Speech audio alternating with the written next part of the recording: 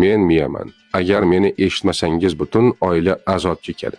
Men hozir aytadigan ma'lumotlarni har bir inson bilishi shart. Bu bilimlarni bilish uchun ba'zilar borbudini bergan bo'lardi. Insultda har bir daqiqa muhim.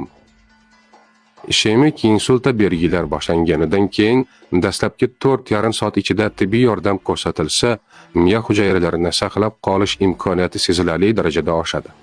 Aks holda inson butun umriga falaj bo'lib qolishi mumkin. Ota-ona yoki yaqin inson to'shakka mixlanib qoladi. Oila doimiy ruhiy og'irlik ostida yashaydi. Ba'zi holatlarda esa hayotni saqlab bo'lmaydi. Bu faqat bitta bemorning emas, butun oilaning fojiasiga aylanadi. Men sizlarni oldin ham ogohlantirganman, lekin ko'pchilik bu belgilarni oddiy hol deb e'tibor bermaydi. Bugun esa oxirgi bor aytayapman, insult belgilarini beparvo qoldirmang. Men insult bo'lganimni bildiradigan eng muhim erta belgilar quyidagilar. Birinchi belgi yuzning bir tomoni qiyshayshi, og'iz chetining osilib qolishi. Bu holat to'satdan paydo bo'ladi va o'z-o'zidan to'g'rilanmaydi.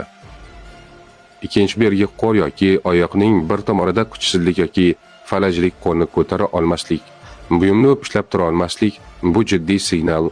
Uchinchi belgi nutqning buzilishi, so'zlarni chalkashtirish, gapira olmaslik yoki boshqalarni tushunmaslik.